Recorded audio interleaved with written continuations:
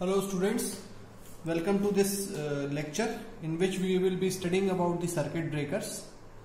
Now circuit breaker क्या होता है, अभी तक हमने रिले भी पढ़ लिया था। तो ये वाला जो सर्किट अभी आप देख रहे हैं, ये प्लंजर कनेक्ट हो जाएगा। तो अगर ये प्लंजर नीचे आके कनेक्ट हो जाएगा यहाँ से, तो there will be a flow of current here, यहाँ पे करंट फ्लो होगा और ये डीसी सप्लाई इसको इलेक्ट्रोमैग्नेट बनाएगा और इलेक्ट्रोमैग्नेट जब ये बनेगा तो ये प्लंजर नीचे खिसकेगा। अब स्टूडेंट्स, ये करंट ट्रांसफार्मर है, करंट ट्रांसफार्मर है तो यहां से ये करंट अगर 2000 एम्पियर है तो ये 2000 एम्पियर को 5 एम्पियर में कन्वर्ट करके यहाँ पर 5 एम्पियर करंट लेके आ रहा था। तो बताओ 2000 एम्पियर करंट इस ट्रांसमिशन लाइन में जा रहा है सीधा सीधा और उसको 5 एम्पियर करंट लेके आया, तो हमने रिले कॉइल को सिर्फ 5 एम्पियर करंट मिला, जिसकी वजह से ये सर्किट कंप्लीट हुआ।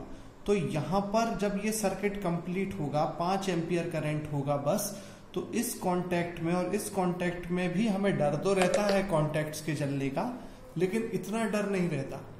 लेकिन अगर हम बात करें 2000 एम्पियर जब जा रहा होगा, और ये 2000 एम्पियर करंट जब ये कॉन्टेक्ट्स और ये कॉन्टेक्ट्स को नीचे खिसकाएगा, तो यहां पर लगती है इन 4 पॉइंट्स पर आग, और उस आग का नाम होता है, उस आग को हम एक अलग नाम से जानते हैं और उस आग का नाम होता है, हम इंग्लिश में एक तरीके से कहते हैं आर्क। तो इस आग से जल सकता है सिस्टम बहुत बुरे तरीके से, और ये पूरे के पूरे कॉन्टैक्ट्स हमारे खराब हो सकते हैं। तो हम क्या करते हैं स्टूडेंट्स, ये जो बॉक्स आपको डॉटेड लाइन में दिख रहा है, इस बॉक्स को कुछ इस तरीके से तैयार करेंगे हमारे इस यूनिट की पढ़ाई में, इस तरीके से तैयार करेंगे कि जब भी ये प्लंजर नीचे आए और यहाँ पर ये जो आर्क है, जो आग है, ये जनरेट होगी, तो हम इन कॉन्टैक्ट्स को जलने से बचाएं। और जलने से बचाने का मतलब क्या हुआ, किसी भी आग को बुझाना है टाइम पर। मतलब जैसे ही, अब आपको मैं समझाने की कोशिश करूंगा नीचे कि आग जब लगेगी तो हम उसको कैसे बुझा सकते हैं और आग लगने का कारण क्या है। तो इसके बारे में मैंने थोड़ा सा लिखा है, when contact displaces arc is produced, hence can damage contact points and then circuit breaker. Hence arc quenching मतलब आर्क को बुझाना, आग को बुझाना is needed and it gives generation to several type of arc quenching methods. बहुत सारे arc quenching method है। कोई कह देगा कि पानी डाल दो, लेकिन पानी तो डाल नहीं सकते, है ना।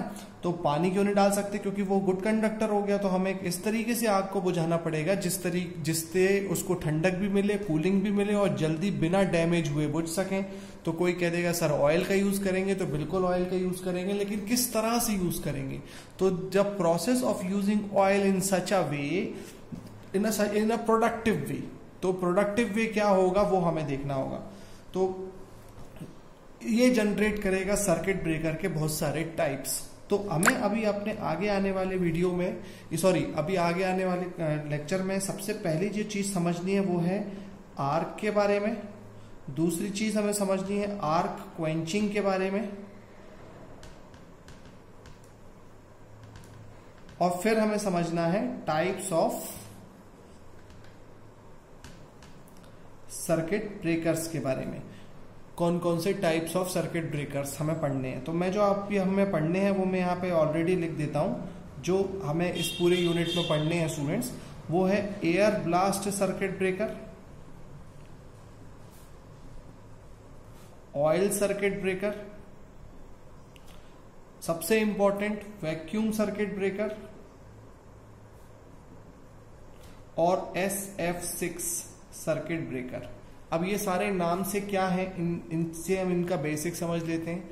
एयर मतलब हवा से आग बुझाने का प्रोसेस, ऑयल मतलब ऑयल से आग बुझाने का प्रोसेस, वैक्यूम मतलब जब हमने हवा हटा देंगे, वैक्यूम क्रिएट कर देंगे, तो वैक्यूम क्रिएट करके आग बुझाने का प्रोसेस। और SF6 गैस में ऐसा क्या है बता देता हूं। SF6 गैस एक हाईली इलेक्ट्रोनेगेटिव गैस है। अब इलेक्ट्रोनेगेटिव गैस से आग का क्या संबंध है वो हमें तब समझ में आएगा जब हम अगर ये साबित कर दें कि एक हाईली इलेक्ट्रोनेगेटिव गैस अगर मौजूद हो तो वहां आग नहीं लग सकती। अगर हम ये प्रूफ कर दें कि इलेक्ट्रोनेगेटिविटी की गैस अगर कहीं पर मौजूद है तो वहां आग नहीं लगाई जा सकती, आग नहीं लग सकती।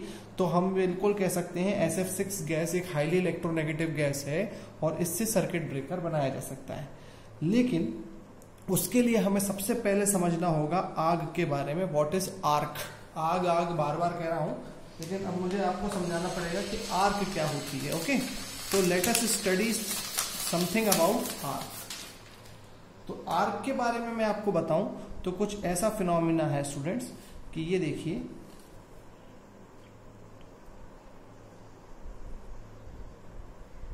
ये हमारा प्लंजर है, दिस इज द प्लंजर। और जब भी यहां से करंट जा रहा है आई, और जो कि बहुत हाई रेटिंग का करंट है, जब ये करंट ऐसा जा रहा है तो एक पॉज ले, तो आग क्या होती है वो समझते हैं स्टूडेंट्स। क्या होता है, जैसे ये चीज नीचे आएगी तो क्या होगा, अब क्या होगा यहां देखो, ये चीज जैसी नीचे आएगी, ये प्लंजर जैसी नीचे आएगा, अब क्या होता है, एक जगह पर क्रिएट हो जाता है एनोड, एक जगह पे क्रिएट हो जाता है कैथोड। क्यों ये एनोड और कैथोड क्रिएशन क्यों होता है? क्योंकि आप जो करंट पास कर रहे थे, अब आप बताओ, ये आपने करंट को अचानक से ब्लॉक कर दिया, करंट को आपने जाने से मना कर दिया, तो यहां पर क्या क्रिएट हो जाएगा, वोल्टेज क्रिएट हुआ। मतलब यहां पर पॉजिटिव और यहां नेगेटिव, और अकेले ये 2 पॉइंट नहीं है, अब यहां पर 1 2 3 4 पॉइंट है, और आपने इन दोनों को डिस्कनेक्ट करने के लिए आपने सहारा लिया है किसका, इन दोनों अलग से इन दोनों पॉइंट्स का। तो होता क्या है स्टूडेंट्स कि यहां इस पर्टिकुलर डिस्प्लेसमेंट के दौरान सबसे ज्यादा इलेक्ट्रॉन्स रिलीज होते हैं, ions, release of ions takes place, release of ions takes place.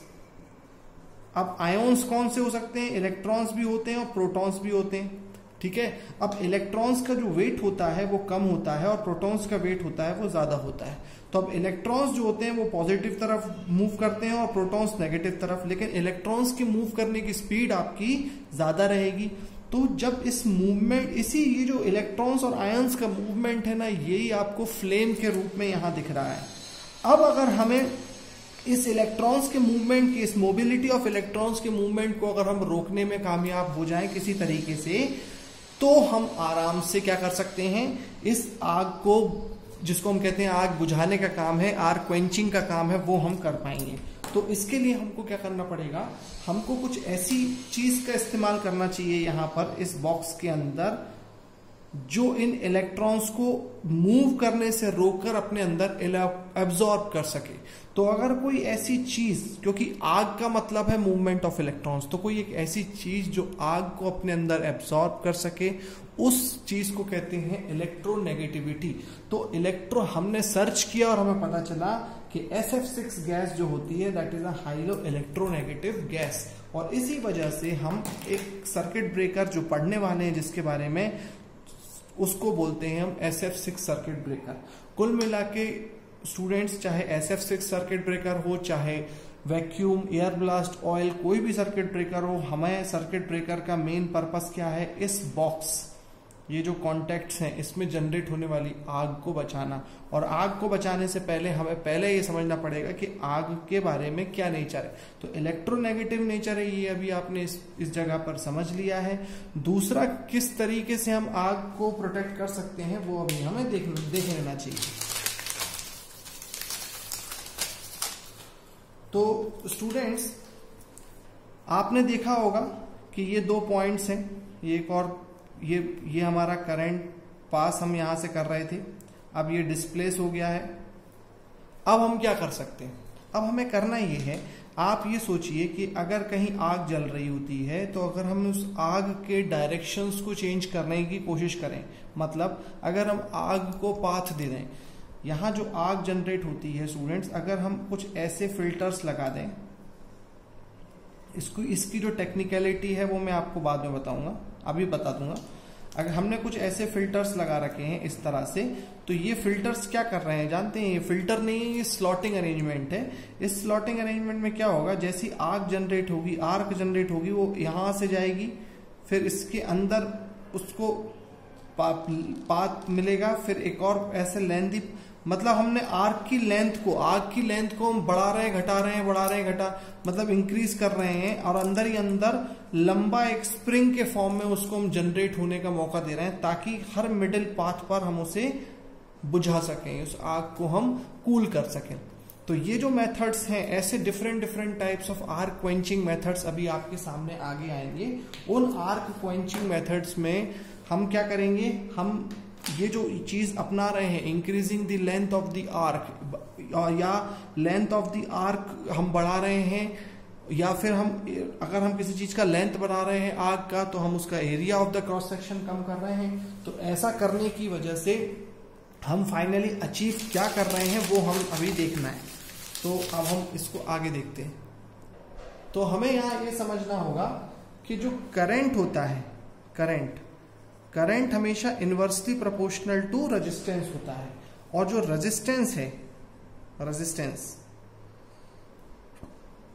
पहले ये थ्योरी लेक्चर है, इसके बाद जो टाइप्स ऑफ सर्किट ब्रेकर हैं उनकी जो पूरी डिटेल्ड स्टडी है स्टूडेंट्स, वो आपको मैं पीपीटी पे अच्छे से दिखाऊंगा।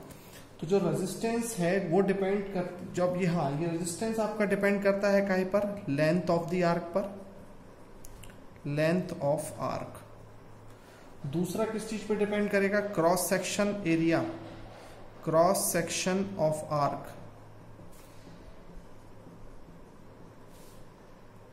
डिग्री ऑफ आयोनाइजेशन, कितना ज्यादा आयनाइज हुआ, ये इस पर भी रेजिस्टेंस डिपेंड करता है। तो अब हमें अगर मान लो आग बुझानी है, यानी कि what we want to do, we want to extinguish the arc, we want to extinguish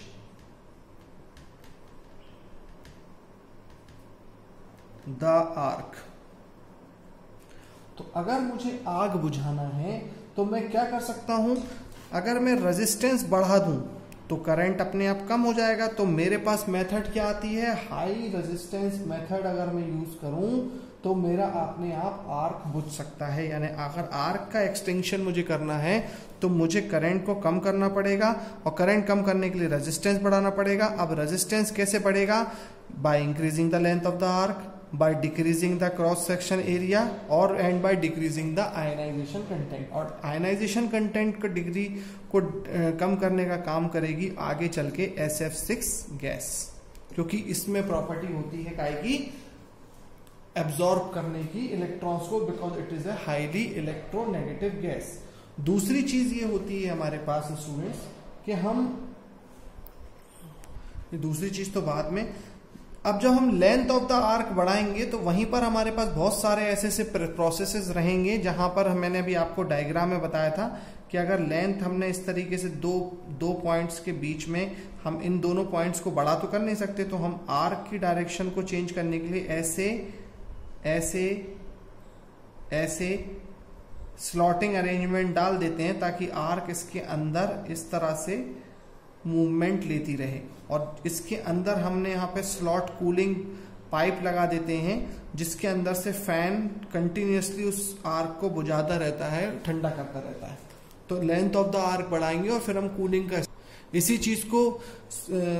का इस्तेमाल करेंगे। इसी चीज को दूसरी भाषा में कहा जाता है स्प्लिटिंग ऑफ द आर्क। हमने आर्क को क्या किया है, अलग अलग बांटों में उसको बांट कर, स्प्लिट करके उसकी शक्ति को कम कर दिया है।